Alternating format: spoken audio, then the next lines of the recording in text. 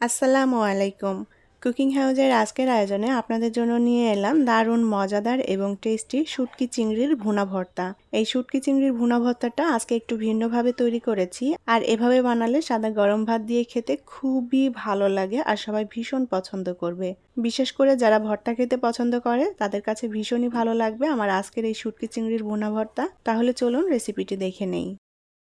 আমি এখানে 1 কাপ পরিমাণ শুটকি চিংড়ি নিয়েছি। শুটকি চিংড়িটা খুব ভালোভাবে ধুয়ে পরিষ্কার করে নিয়েছি যেন কোনো প্রকার ধুলোবালি না থাকে। পরিমাণে কম বেশি করতে চাইলে সেভাবেই শুটকির পরিমাণ নিয়ে নিতে হবে। আর এখানে নিয়েছি কিছু রসুনের কোয়া এবং 10-12টি কাঁচামরিচ। এখন এই শুটকি, চিংড়ি, রসুন এবং কাঁচামরিচ একসাথে শিলপাটায় বেটে নেব। ব্লেন্ডারে ব্লেন্ড করে নিতে পারেন, আবার এভাবে শিলপাটায় বেটে নিতে পারেন। তবে এই শুটকি চিংড়িটা একটু মিহি করে বেটে নিতে হবে যতটা সম্ভব। শুটকি চিংড়ি কিন্তু কয়েকভাবে ভর্তা করা যায়। এভাবে বেটেও ভর্তা করে নেওয়া যায়, আবার হাতে মেখেও ভর্তা করা যায়। তবে শুটকি চিংড়ির ভর্তাটা কিন্তু খেতে খুবই ভালো লাগে। আর আমি আজকে এই ভর্তাটা একটু ভিন্নভাবে তৈরি করব, তার জন্য এভাবে একটু বেটে নিলাম। আর যেহেতু ভুনা ভর্তা করব তার জন্য এভাবে বেটে নিলে খেতে ভালো লাগবে। শুটকি চিংড়িটা বাটা হয়ে গিয়েছে, এখন এটা একটা বাটিতে তুলে নেব। প্যানে পরিমাণ মতো সরিষার তেল দিয়ে দেব। যেহেতু ভর্তা তার জন্য সরিষার তেল দিলে খেতে ভালো লাগবে। চাইলে এখানে রেগুলার রান্নার তেল ব্যবহার করতে পারেন।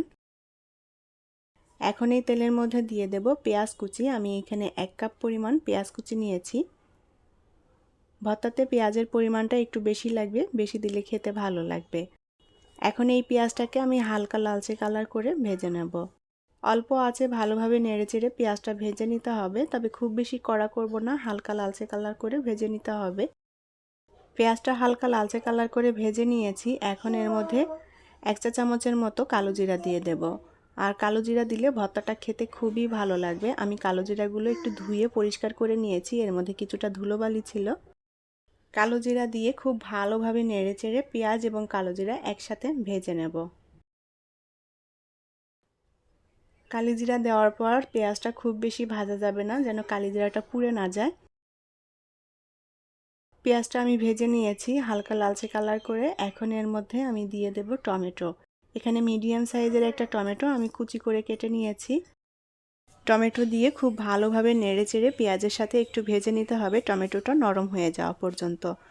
আর এখানে চাইলে টমেটোটা পেস্ট করেও দেওয়া যাবে।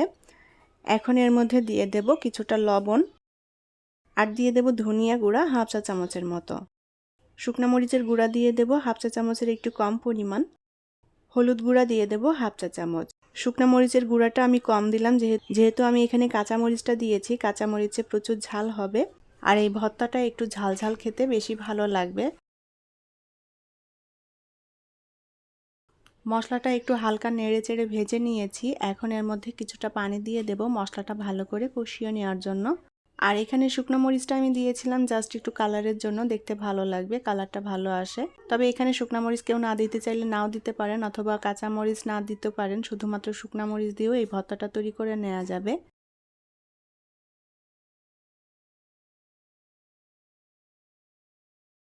তো অল্প আছে ভালোভাবে নেড়েচেড়ে মশলাটা আমি কষিয়ে নিয়েছি। মশলা থেকে তেলটাও ছেড়ে দিয়েছে। এখন এর মধ্যে সেই বেটে রাখা শুটকি চিংড়িটা দিয়ে দেব। শুটকি চিংড়ি দিয়ে মশলার সাথে ভালোভাবে নেড়েচেড়ে মিলিয়ে নিতে হবে। আর এ পর্যায়ে চুলার আঁচটাকে একেবারে অল্প করে রেখে শুটকি চিংড়িটা ভালো করে ভুনা করে নিতে হবে। চুলার আঁচ অবশ্যই অল্প রাখতে হবে, তা না হলে ভর্তাটা পুড়ে যেতে পারে। তো খুব ভালোভাবে উল্টাপাল্টা করে নেড়ে দিতে হবে যেন ভর্তাটা ভালোভাবে জাল হয়।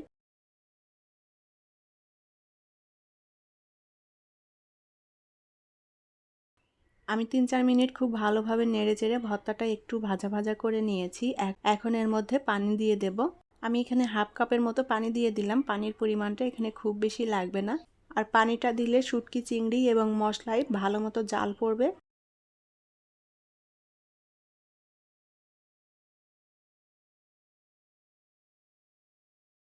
তো অল্প আঁচেই কিন্তু আমি শুটকি চিংড়িটা ভুনা করে নেব। উল্টাপাল্টা করে খুব ভালোভাবে নেড়ে দিতে হবে যেন সব দিকটাই সমানভাবে জাল পড়ে।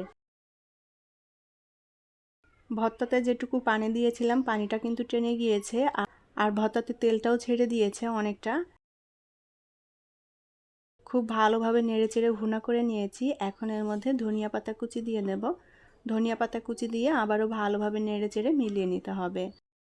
বারে বারে একটু নেড়ে দিতে হবে যেন সব দিকটাই সমানভাবে জাল পড়ে। খুব ভালোভাবে উল্টাপাল্টা করে নেড়ে দিয়ে আমি শুটকি চিংড়িটা ভুনা করে নিয়েছি। আর পানিটাও ভালো মতো টেনে গিয়েছে, মাখো মাখো হয়ে এসেছে। এখন এটা চুলা থেকে নামিয়ে নেব। তৈরি হয়ে গেল দারুণ মজাদার এবং টেস্টি শুটকি চিংড়ির ভুনা ভর্তা। এই শুটকি চিংড়ির ভুনা ভর্তাটা সাদা গরম ভাত দিয়ে খেতে জাস্ট অসাধারণ। যারা ভর্তা খেতে পছন্দ করেন আশা করছি তাদের কাছে ভীষণ ভালো লাগবে আমার আজকের রেসিপি। আর রেসিপিটি ভালো লাগলে প্লিজ ভিডিওটি শেয়ার করবেন। পরবর্তী রেসিপি দেখার আমন্ত্রণ জানিয়ে আজকের মতো বিদায় নিচ্ছি। সবাই অনেক অনেক ভালো থাকবেন। আল্লাহ হাফেজ।